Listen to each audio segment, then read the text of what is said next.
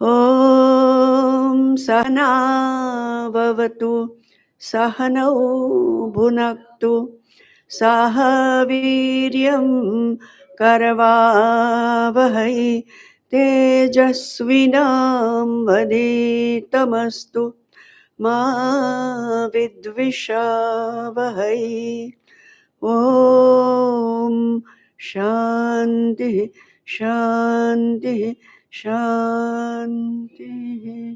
ॐ श्रीगुरुभ्यो नमः। ॐ नारायण नारायण नारायण। ब्रह्मास्मि माला श्लोक 101 101। जाग्रत स्वप्न सुषुप्तिभ्यो मूर्छा मरण जीवनात् नवावस्था परा प्राप्ता परं ब्रह्मास्मि नूतनं श्रेयोनुबलनं नैव नैव प्रेयोनुधावनं श्रेयः प्रेयः समाविष्टं परं ब्रह्मास्मि निष्क्रियं लालनं पालनं त्रासो राज्यं दारिद्र्यमेव च रम्यमित्येव मे भाति रम्यं ब्रह्मास्मि सुन्दरं न केनापि विरोधो मे सम्बध्नोऽपि न केनचित् सर्वस्यात्मभूतत्वात् सोऽहं ब्रह्मास्मि चाद्वयं वरदानं न कस्मैचित् शापदानं न कस्यचित् सर्वस्यात्मभूतत्वात् वरं ब्रह्मास्मि निःस्पृहं कृतार्थोऽस्मि कृतार्थोऽस्मि जीवन्मुक्तोऽस्मि सर्वथा न चायं विभ्रमः किन्तु सत्यं ब्रह्मास्मि निर्भ्रमं पूर्वपुण्यवशालब्धः सद्गुरूणां समागम तेषां कृपालवालब्धा चेयं ब्रह्मास्मि मालिका अवश्यं प्राप्स्यते प्राप्यम् अभ्यासादेव नान्यथा अभ्यस्त्वया सदा तस्माद् इयं ब्रह्मास्मि मालिका ब्रह्मास्मि मालां परिधाय कण्ठे प्रातश्च यः कोऽपि जपेत् विसायं तद्वस्तु चित्ते प्रयतेत भर्तृं द्रष्टुं च तस्याशु फलं प्रभाव सर्वोऽपि सुखमाप्नोतु सर्वो भद्राणि पश्यतु सर्वस्तरतु संसारं सर्वः सर्वत्र नन्दतु सर्वः सर्वत्र नन्दतु। ओम शांति शांति।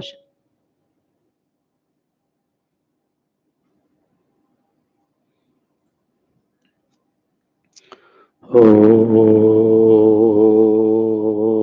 यो ब्रह्माणं विदधाति पूर्वं यो वै वेदांश्च प्रहिणोति तस्मै तं हदेवमात्मबुद्धिप्रकाशम् मुमुक्षुर्वै शरणमहं प्रपद्ये मुमुक्षुर्वै शरणमहं प्रपद्ये।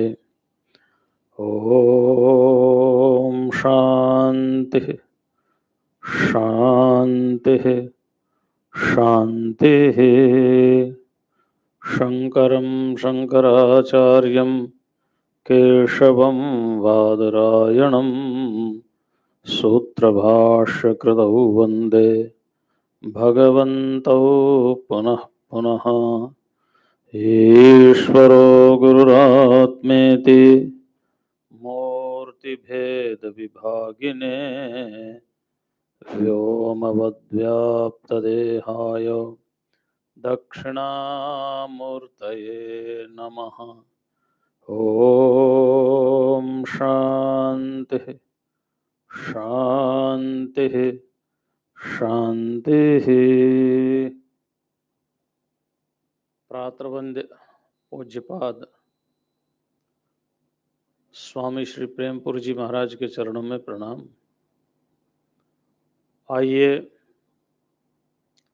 सिद्ध एवं साधक के लक्षण, ये हमारा विषय है, इस पर विचार करते हैं। कल हम बता रहे थे जीव को सबसे पहले क्या करना है। सबसे पहले जो देह के प्रति आसक्ति है उस आसक्ति को छोड़ना है। देहे स्थिमान सुरुधिरे अभिमतिम त्यजत्वम। उसके बाद देह से जितने संबंध है, जाया सुधा सुतादिषु सदा ममताम विमुंच्य, फिर देह से संबंध जितने भी, उससे ममता का त्याग करना है। पश्यानिशम जगदिदम क्षणभंग निष्ठम वैराग्य राग रसिको भव भक्ति निष्ठ। फिर क्या करना है? फिर देह से संबंध छूट गया, देह से के कारण जिनसे संबंध बनाया था उनसे संबंध छूट गया, तो फिर संसार से संबंध छूट गया, फिर वैराग्य आ गया। फिर वैराग्य यानी साधक के मुख्य रूप से 2 सूत्र हैं। अगर हम विचार करें वेदांत की दृष्टि से, तो साधक के मुख्य रूप से 2 सूत्र हैं। क्या हैं? एक तो अपने आप को देह से भिन्न मानना, और एक सभी देह में अपने ही स्वरूप को मानना। आत्मा को सर्वव्यापक रूप से स्वीकार करना। उसी के लिए श्रुति ने कहा था, भूतेषु भूतेषु विचित्य धीराः। प्रत्येक प्राणियों में वही एक चैतन्य है। तो अपने आप को देह से पृथक मानना और अपने आप को व्यापक मानना, ये 2 सूत्र साधक के वेदांत की दृष्टि में साधक के 2 सूत्र हैं। और इन 2 सूत्रों में जो पहला सूत्र है, उसको समझने के लिए ही यम नियम आसन प्राणायाम प्रत्याहार धारणा ध्यान समाधि इत्यादि की आवश्यकता है।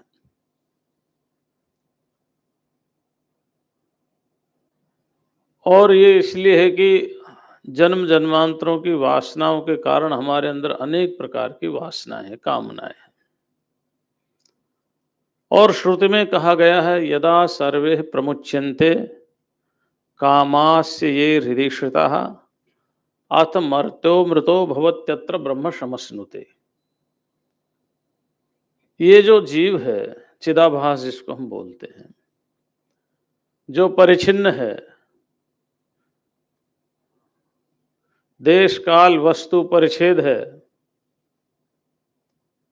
अपने आप को अज्ञानता से, नासमझी से, जैसे भी अपने आप को भिन्न मान रहा है, समझ रहा है,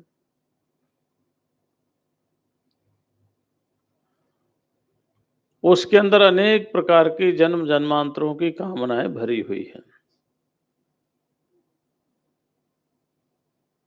और सारी की सारी कामनाएं कहाँ है? हृदय में। हृदय माने मन, यहाँ मन में है। और यदा सर्वे प्रमुच्यन्ते, जब ये सारी कामनाएं व्यक्ति के अंदर से निकल जाएगी। यही तो भगवान श्री कृष्ण ने समाधिस्थ पुरुष के बारे में कहा है, प्रजहाति यदा कामान सर्वान पार्थ। मन से उत्पन्न होने वाली जब संपूर्ण कामनाओं का त्याग कर देता है, आत्मन्येवात्मना तुष्ट स्थित प्रज्ञस तदोच्यते। सिद्ध कब होगा? जब संपूर्ण कामनाओं का त्याग कर देगा और अपने में ही ठहर जाएगा, वो सिद्ध है। और जो कामनाओं का त्याग करने जा रहा है, धीरे धीरे धीरे धीरे, शनै शनै, जप से, तीर्थ यात्रा से, यज्ञ से, होम से, जैसे भी जो भी परोक्ष और अपरोक्ष रूप से जितने भी साधन हैं, उन सब साधनों को स्वीकार करते हुए अपने अपने शक्ति और सामर्थ्य के अनुसार, या अपनी शक्ति सामर्थ्य का मतलब यहाँ धन पैसे से नहीं है, यहाँ है अपनी अपनी बुद्धि की सामर्थ्य के अनुसार, समझ के अनुसार। कोई तीर्थ यात्रा करता है, ये साक्षात साधन न सही, परंपरा साधन तो है। अंतःकरण की शुद्धि होती है, भाव पवित्र होते हैं, संतों के दर्शन होते हैं, महात्माओं के दर्शन होते हैं, सत्संग का लाभ होता है, भूख प्यास का पता चलता है। अब तो होटल बन गए, अब तो नहीं पता चलता, पहले तो पैदल चलते थे। तो पता चलता था भूख प्यास क्या होती है, मान अपमान क्या होता है, सहन करने का सामर्थ्य आता था। ये सब तप होता था। तो परंपरा या साधन हो या साक्षात साधन हो, लेकिन जितने भी साधक है सबसे पहले उसको प्रयत्न करना चाहिए हम अपनी इच्छाओं को कम कर दें। जितनी कम इच्छाएं होंगी उतना ही हमारी साधना आगे बढ़ती हुई चली जाएगी, और जितनी ज्यादा इच्छाएं होंगी उतना ही हम, जैसे मकड़ी के जाल नहीं होता, वो सूत में सूत, सूत में सूत और उलझता ही चला जाता है, ऐसे ही मकड़ी के जाल की तरह से हम उलझते हुए चले जाएंगे। तो इसलिए श्रुति ने कहा यदा सर्वे प्रमुच्यन्ते, सिद्ध कब सिद्ध होता है, सिद्ध के लक्षण भी तो बताने पड़ेंगे ना साधक के साथ साथ। सिद्ध कब सिद्ध होता है? सिद्ध उस अवस्था को कहते हैं जब इसके हृदय के अंदर से सारी कामनाएं निकल गई हो।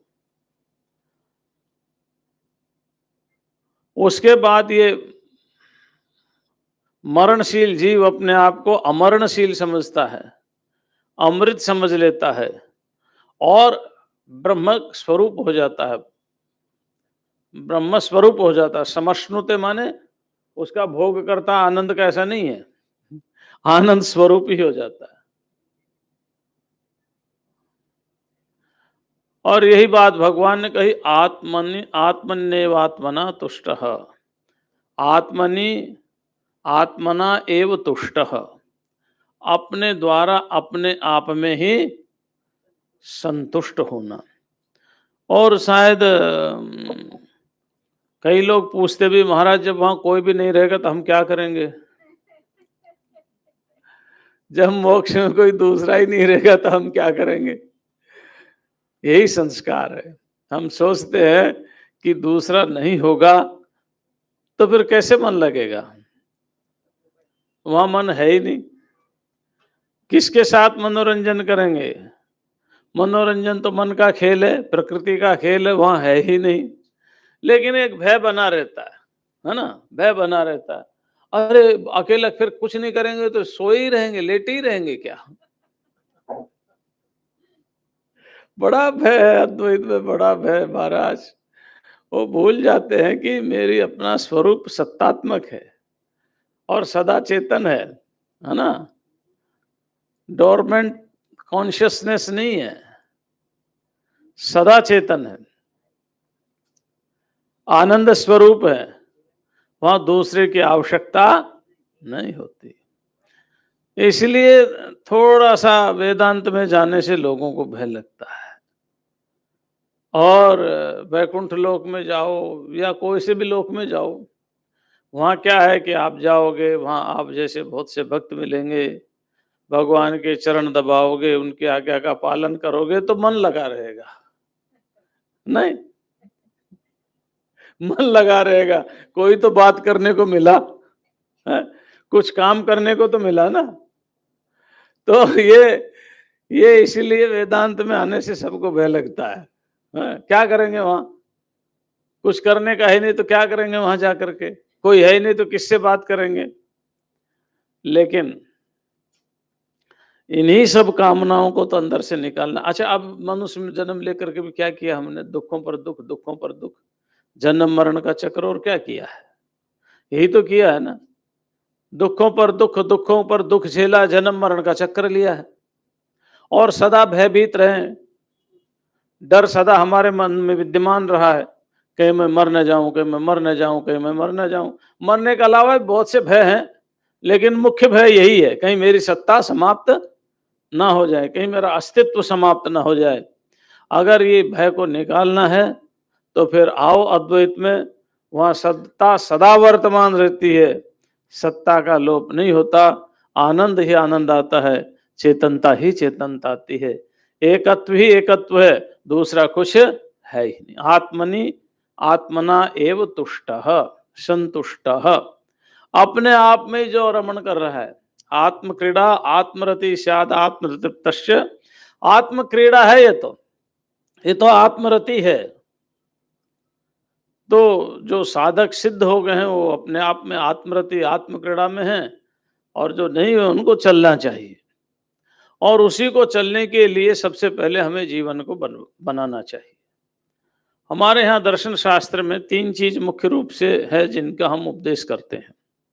एक तो है नैतिकता, जिसको हम एथिक्स बोलते हैं आजकल की भाषा में। हमारे दर्शन शास्त्र में उसको आचरण बोला, आचार, है ना? आचार नहीं?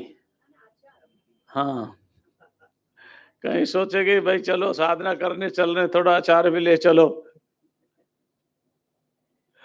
हाँ, एक उसको बोला है तत्व मीमांसा, जिसको मेटाफिजिक्स बोलते हैं, तत्व मीमांसा।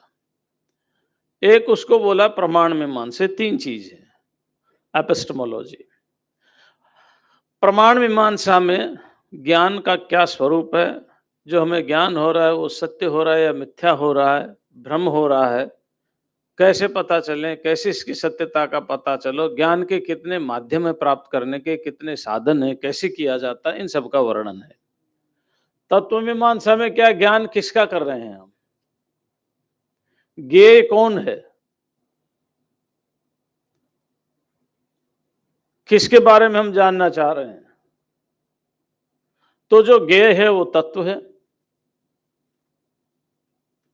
और जो इस तत्व को जानने के साधन है वो प्रमाण है।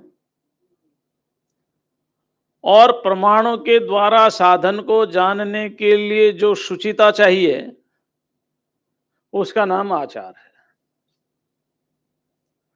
तो साधना करते समय ये भी ध्यान रखना होगा, केवल पुस्तक से ब्रह्म ज्ञान होने पर ब्रह्म ज्ञान, उसके लिए तो कठोपनिषद में बड़ी सुंदर बात कही, और वहां लिखा ना विरतो दुश्चरितात ना शांतो ना समाहितः ना शांत मनसो वापि प्रज्ञानेन माप्नुयात्।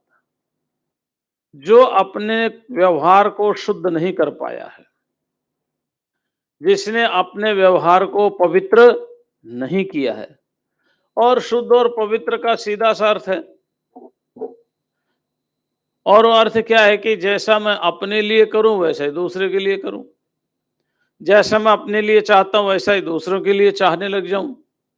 अर्थात झूठ, कपट, छल, दंभ, पाखंड, धोखा, इन सब का त्याग, इन सब का हमें त्याग करना पड़ेगा।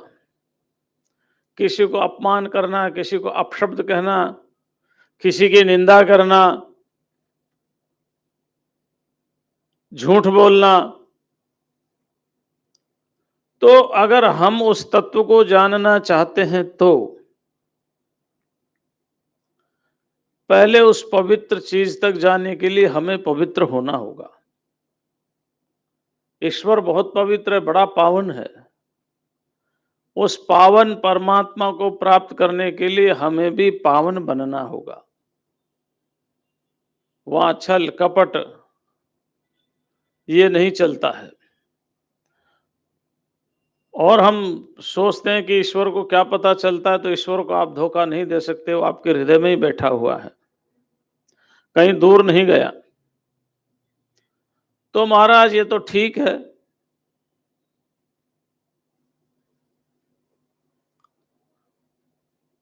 बहुत सुंदर बात कही, फिर क्या करें, चलो हमने झूठ कपट छल छोड़ दिया, तो ना शांत मनसो वापी, अब अपनी मन की चंचलता को भी खत्म करना है। मन बड़ा चंचल है ना? अर्जुन ने कहा ना, चंचलम ही मन कृष्ण, प्रमाथी प्रमथनशील है, शरीर को मथ देता है, बलवान है, बलवत दृढ़ और मजबूत भी है। तस्याहम निग्रहम मन्ने वायोरिव सुदुष्करम। और भगवान ने भी ये नहीं कहा अर्जुन तुम गलत कह रहे हो, कहा असंशयम महाबाहो मनो दुर्निग्रहम चलम। देखिए भगवान ने भी अर्जुन के जो बात कही है, उपाय तो बताया है, लेकिन मन की चंचलता पर उन्होंने मोहर लगा दी। असंशयम महाबाहो, हे महाबाहो, इसमें कोई संदेह नहीं है। मनो दुर्निग्रहम चलम, मन बड़ी मुश्किल से पकड़ में आता है, बहुत चंचल है, बहुत चंचल है। कितना चंचल है? जैसे बंदर है, बंदर बहुत चंचल होता है। और उस बंदर को किसी ने भांग पिला दी, फिर कितना चंचल होगा। और उछलते कुछ उछलते भांग पे बंदर को बिच्छू ने भी काट लिया हो, तो फिर उसकी क्या हालत होगी। इससे भी कहीं ज्यादा चंचल मन है। उस चंचल मन को शांत करना है। तो देखो, पहले तो यदि झूठ कपट छल छोड़ दिया होगा तो मन शांत होने में कोई दिक्कत होगी नहीं। क्यों लेना ना देना, मगन रहना, ना किसी की निंदा करनी, ना किसी की स्तुति करनी, ना किसी से छल कपट करना, अपना जीवन निर्वाह करना है, परिश्रम करना है, मेहनत करना है। तो फिर आपका मन आपके वश में थोड़ा जल्दी कंट्रोल हो जाएगा। फिर भी वासनाएं जन्म जन्मांतरों की बड़ा मुश्किल होता है। तो क्या करें उसके लिए?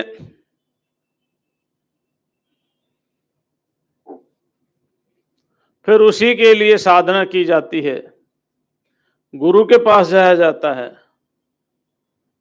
भागवत के एकादश स्कंद में लिखा है,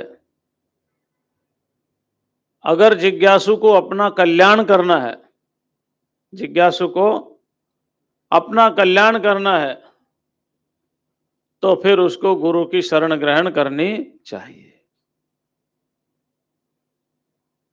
कल्याण करना है तो, और कल्याण नहीं करना है तो फिर कोई बात ही नहीं है। फिर तो जायस्व और मृयस्व, जन्म लो और मरो, जन्म मरण के बीच में जो कुछ होता है उसे भोगते रहो। उसके बाद फिर साधना होती है, वहां से आपको ज्ञान मिलता है, वेदांत का अध्ययन मिलता है। फिर वेदांत विज्ञान सुनिश्चितार्थः, फिर वेदांत का विज्ञान आपको मिलता है। लेकिन उन सबसे पहले वो विज्ञान फलीभूत तभी होगा जब आपका मन शांत होगा। और मन तभी शांत होगा जब जीवन में छल कपट नहीं रहेंगे।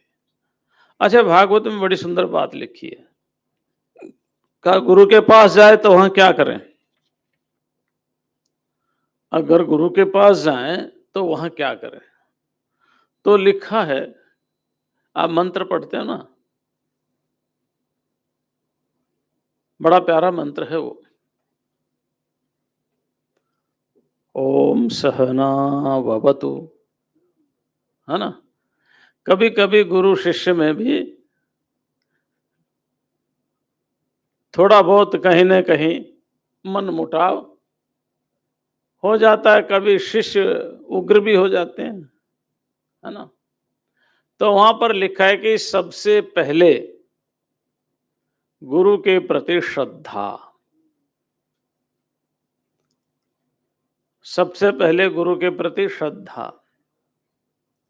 अच्छा, गुरु के प्रति तो श्रद्धा बनी रहती है, वो तो ठीक है, लेकिन आपस में जो गुरु भाई होते हैं, सहतीर्थ होते हैं, सहपाठी होते हैं, जो सतीर्थ होते हैं, सहपाठी होते हैं, जिसको आजकल की भाषा में गुरु भाई बोलते हैं,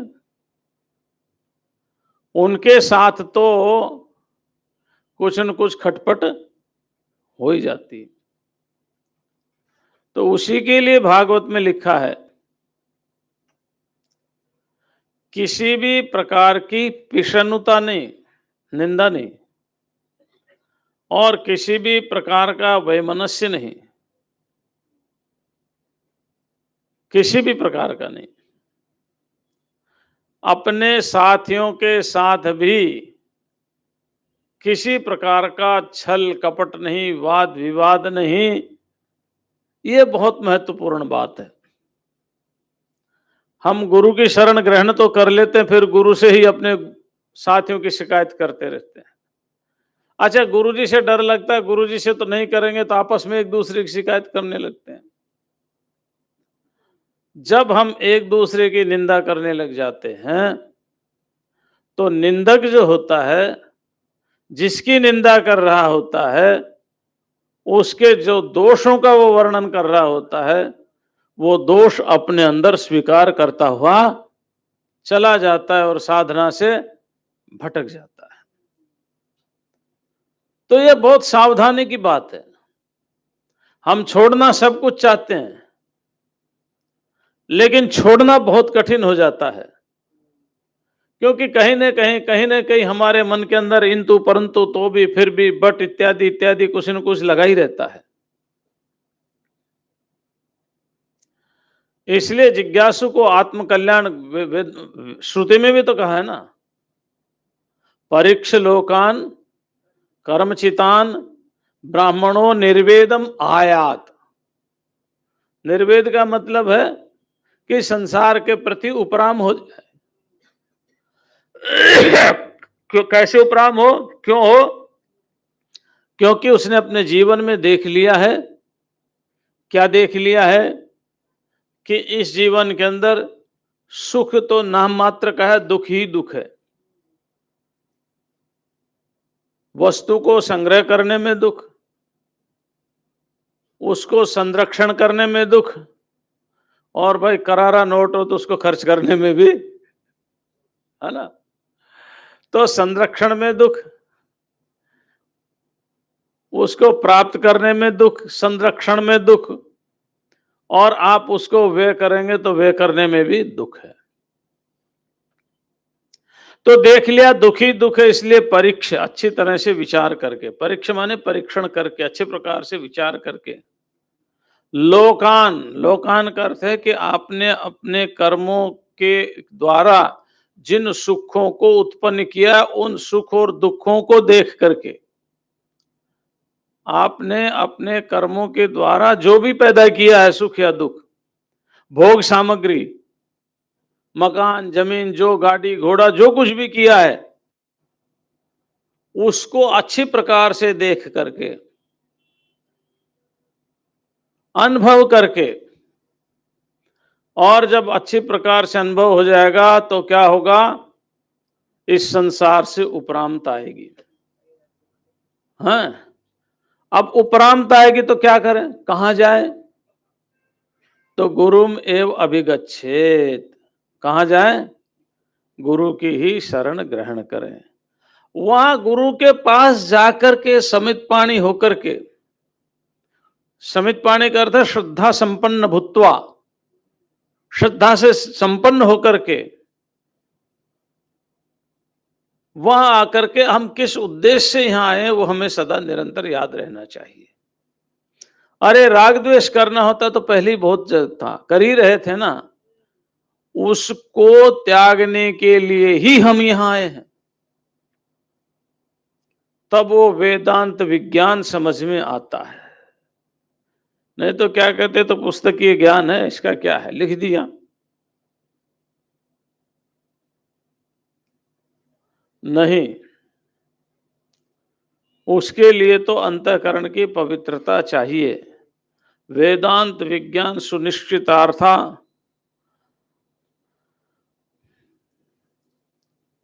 तब वो सुनिश्चित अर्थ हमारी समझ में आएगा, नहीं तो आएगा नहीं।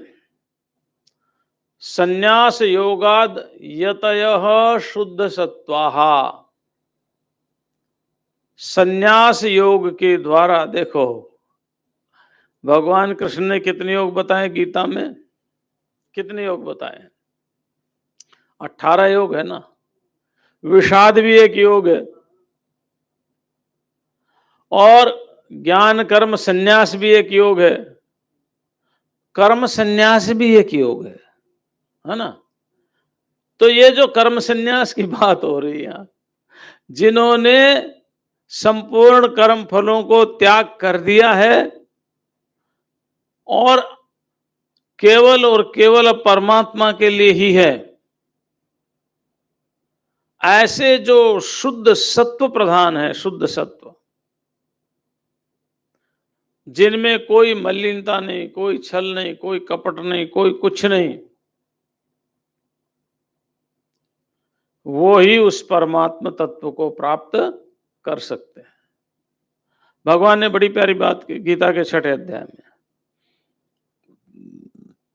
अध्याय में, वहां उन्होंने कहा, सुरिन मित्रार्युदासीन मध्यस्थ द्वेष्य बंधुषु साधुष्वपि च पापेषु समबुद्धिर विशिष्यते। कैसे रहने का तरीका है, एक साधक को कैसे रहना है, कैसे इस संसार में रह करके साधक को अपना जीवन जीना है। ये रहने का एक तरीका, ये जीने का एक तरीका है। क्या तरीका है? सुहृत। सुहृत की व्याख्या हमने कल ही पढ़ी थी शाम को भगवद गीता में, सायंकाल में 9वें अध्याय में। वहां उन्होंने लिखा है, भगवान भाष्यकार ने, जो प्रत्युपकार की इच्छा न रखता हो, उपकार करने के बाद भी प्रत्युपकार की जिसमें इच्छा ना हो, उसको सुहृत कहा है। आपने किसी को कुछ दिया तो इच्छा तो रहती थैंक्स कहे,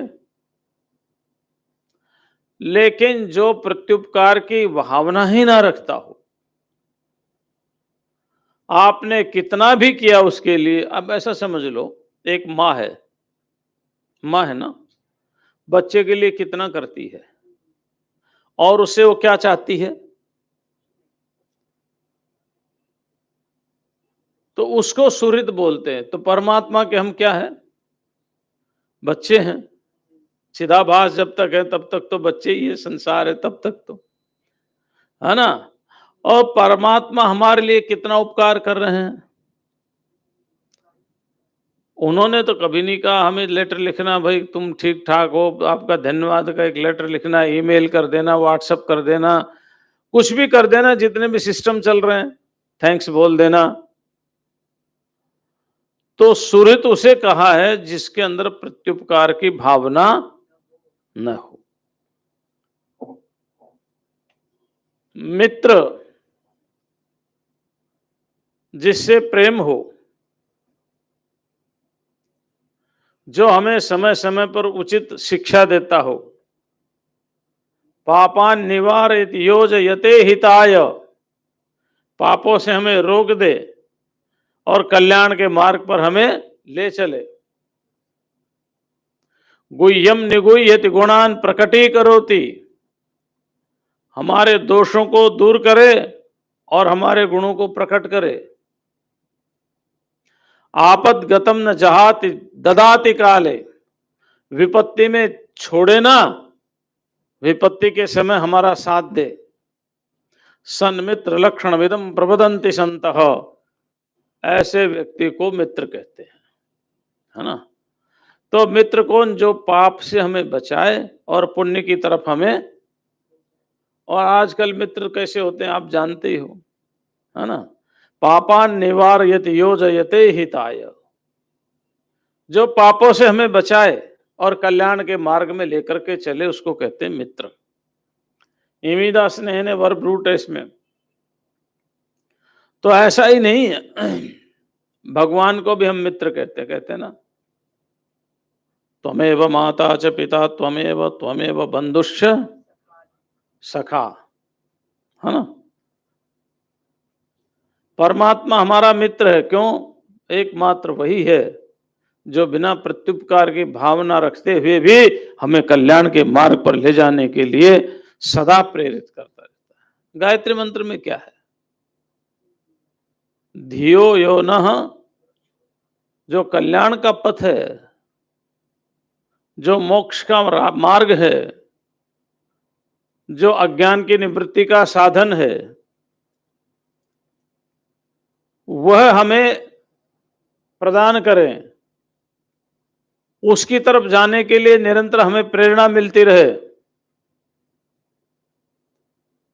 यही तो धीयः यः,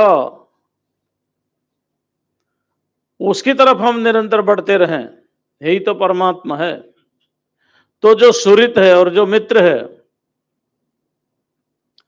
और जो अरिमाने शत्रु, अरिमाने, हाँ, मित्र में समता ठीक है, शत्रु में समता बड़ी टेढ़ी खीर है। बड़ी टेढ़ी खीर है। जो हमारा शत्रु और उदासीन, जो दोनों का ही भला करना चाहता हो, है ना। एक महात्मा थे, महात्मा के पास एक सास आई, महिला सास थी। वो बोली, महाराज मेरी बहू बहुत झगड़ती, ऐसा करती वैसा करती, कोई सूत्र बताओ। उसने कहा ठीक है, ये मैं ताबीज बना देता हूं, इसको गले में डाल लेना, लेकिन ध्यान रखना 6 महीने तक मौन धारण करना पड़ेगा। बहू भी आ गई, बहू ने भी शिकायत की, बहू को भी यही बताया। 6 महीने बाद दोनों बड़ी प्रसन्न होकर के आई, महाराज हमारा झगड़ा समाप्त हो गया, बड़े आनंद से रह रहे। तो बोले इस ताबीज को निकालो, क्या लिखा है। उसमें निकाला, लिखा हुआ था, बहू झगड़े तो मुझे क्या और सास झगड़े तो मुझे क्या, है ना। ठीक है ना। मतलब कोई किस भी होता रहा, हमें क्या, या तो दोनों की उपेक्षा कर दे या दोनों से प्रेम कर ले, उसको उदासीन कहते हैं, है ना। अच्छा, क्या वो तो नियम बताया था, काम तो उस नियम ने किया महात्मा के।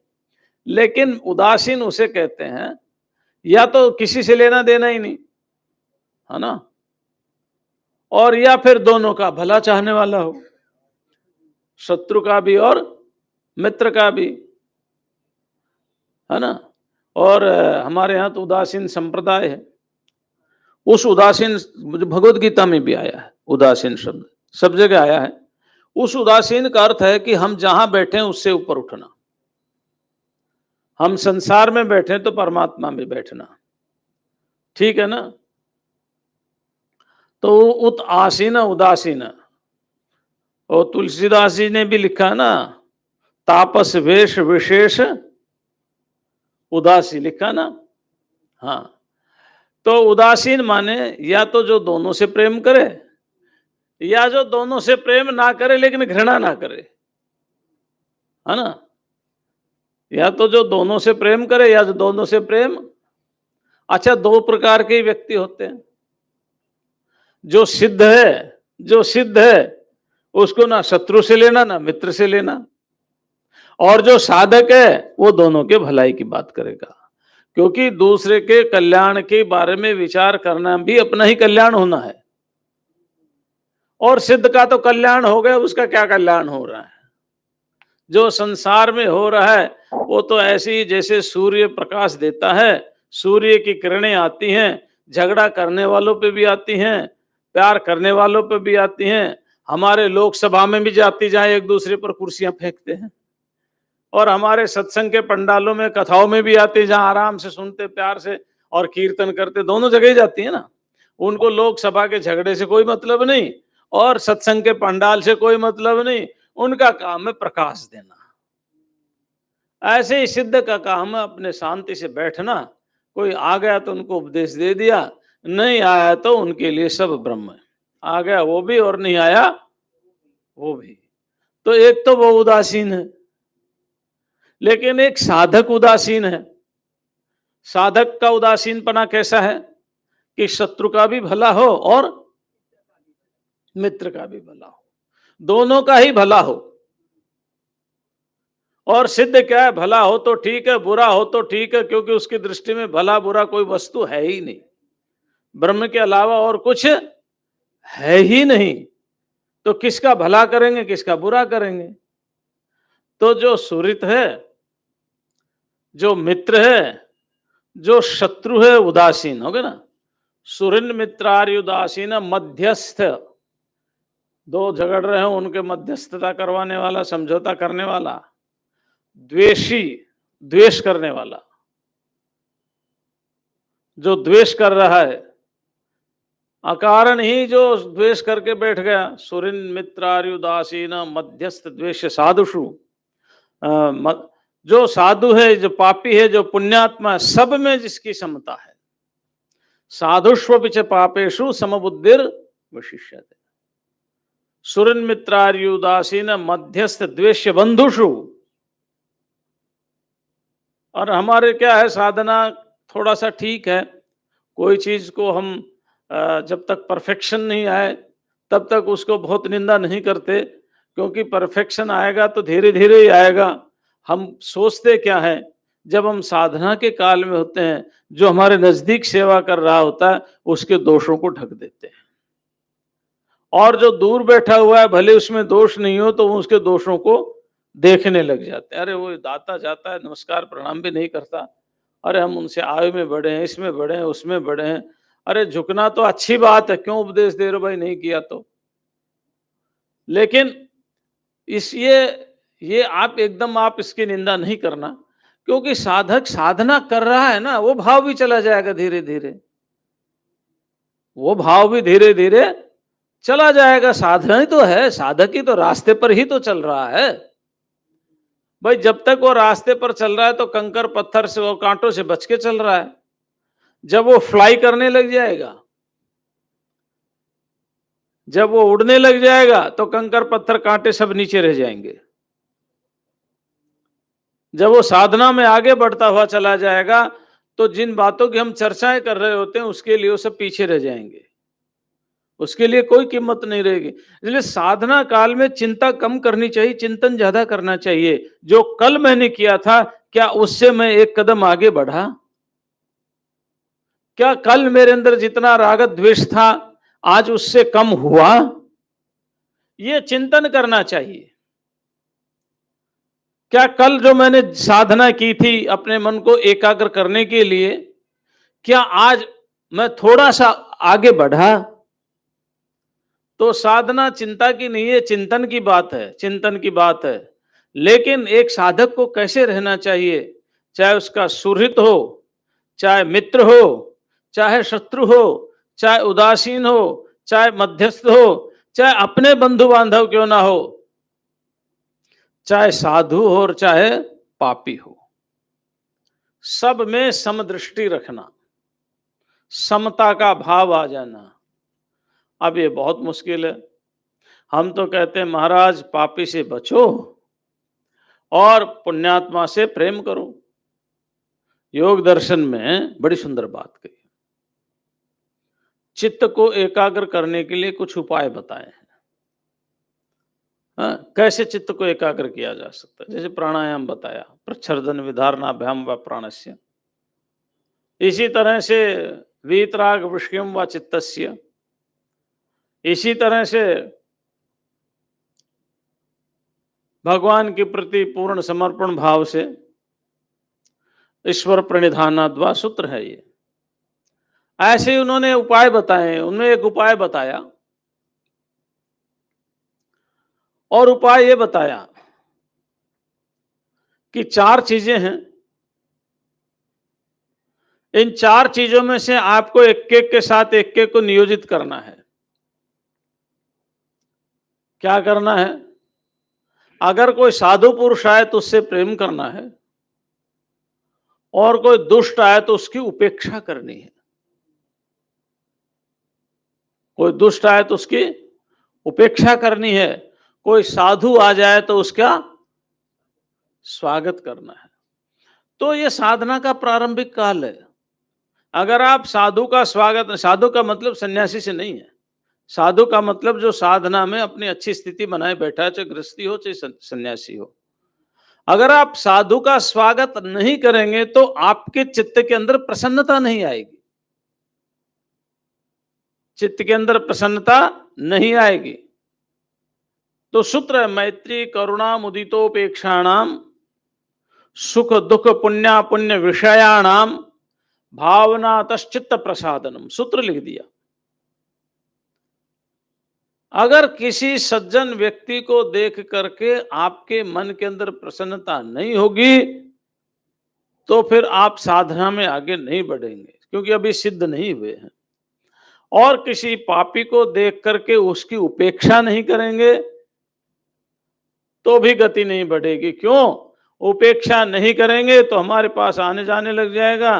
धीरे धीरे धीरे उसका तो स्वभाव राग का द्वेष का है ही, वो द्वेष फैलाने लग जाएगा, और धीरे धीरे वो द्वेष भाव हमारे अंदर भी आने लग जाएगा, है ना।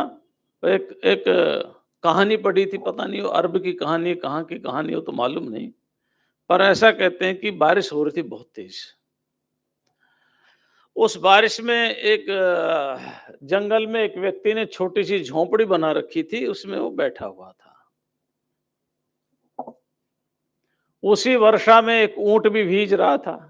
क्या भीज रहा था? ऊंट।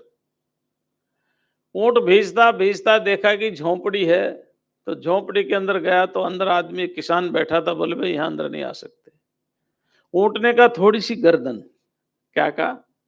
थोड़ी गर्दन ही रहने दो, इतनी बड़ी झोंपड़ी है, थोड़ी गर्दन तो आ ही जाएगी। तो उसने कहा ठीक है, थोड़ी गर्दन अंदर कर लो।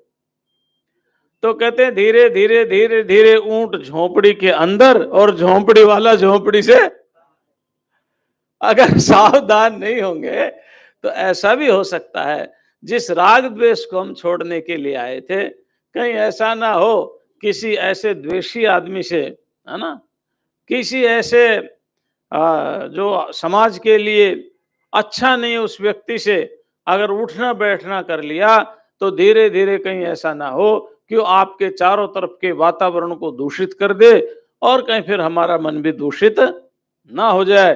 क्योंकि अभी हमारी वो स्थिति नहीं है कि चंदन पर सांप लिपटा हुआ रहता है। चंदन पर सांप का कोई प्रभाव नहीं होता, उसका जहर नहीं चढ़ता, लेकिन चंदन का प्रभाव सांप पर होता है, उसमें सुगंधी।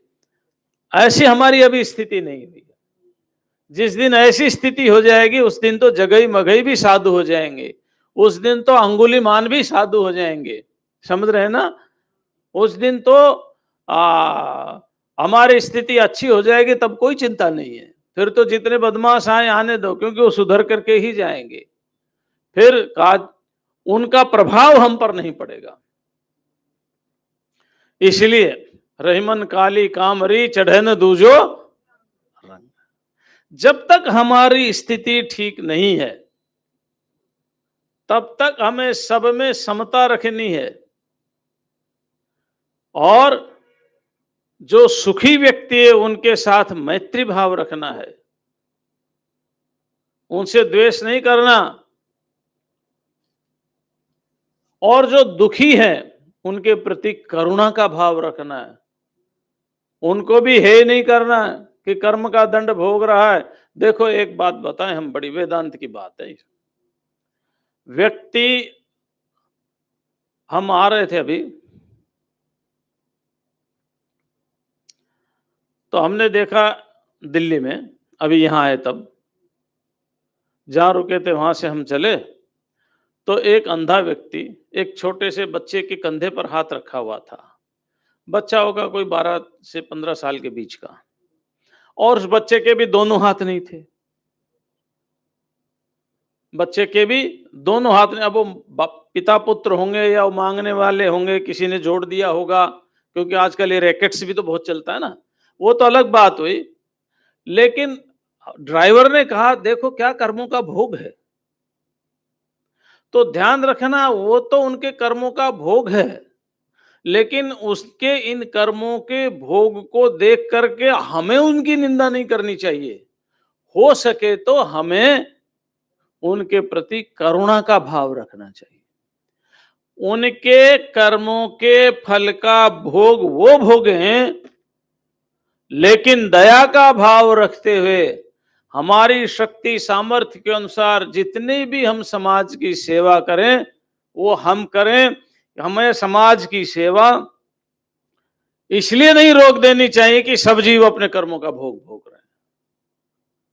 अरे तो ये हम सेवा करें, ये भी तो हमारा कर्म हो रहा है ना, ये भी तो उत्तम कर्म हो रहा है। लेकिन क्या, अरे जाने दो ना, सब अपने कर्मों का भोग भोगते हैं, क्या करेंगे? तो ये विचार वेदांत में उचित नहीं है। ये विचार ठीक है कि सब अपने कर्मों का भोग भोगते हैं, लेकिन उनको भोगने दिया जाए, तुम बीच में बाधा क्यों बनते हो, ये नहीं है। ये विचार नहीं वेदांत का। वेदांत का विचार है अरे सभी प्राणियों में एक ही तो आत्मा है, सभी में वही है। इसलिए हमारे यहाँ तो एक महाराज ने तो ऐसा कह दिया, महाराज मुझे आपसे एक वरदान चाहिए। क्या चाहिए वरदान? बोला मेरे को सबके दिल के अंदर बैठा दो। तो भगवान ने कहा सबके दिल में तो मैं बैठा हुआ हूं ना। तो उस राजा ने कहा आप खाली बैठे हो, टुकुर टुकुर देखते हो, करते कुछ नहीं हो। तो बोले तुम क्या करोगे?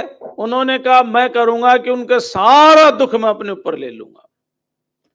आरतिम प्रपद्ये अखिल देह भाजम, उनका सारा दुख मैं ले लूंगा ताकि वो सारे सुख का अनुभव करेंगे। ये वेदांत का विचार है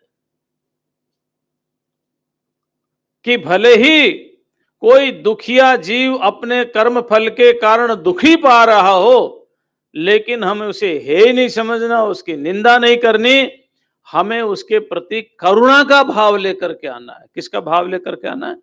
यही साधना है, यही साधक के लक्षण है। और कितना भाव लेकर के आना है? करुणा का भाव कितना तक चाहिए हमें, कितना लेके आना है, इसकी चर्चा कल करेंगे। आज इतना ही। ओम शांति शांति शांति। ओम। पूज्य महाराज जी के पुनीत श्री चरणों में वंदन। आज आसो सुद चतुर्थी, बुधवार दिनांक 18 अक्टूबर।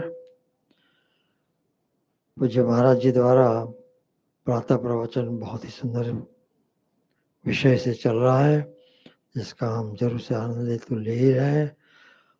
इसके पश्चात 9:15 से 10 स्वाध्याय प्रवचन पूज्य महाराज जी द्वारा, और सायं स्वामी श्री प्रेमपुरी आश्रम ट्रस्ट आयोजित दया गीता चिंतन माला के अंतर्गत पूज्य स्वामी श्री मुक्तानंदपुरी जी महाराज द्वारा श्रीमद् भगवद गीता शंकर भाष्य इस विषय पर प्रवचन 25 अक्टूबर तक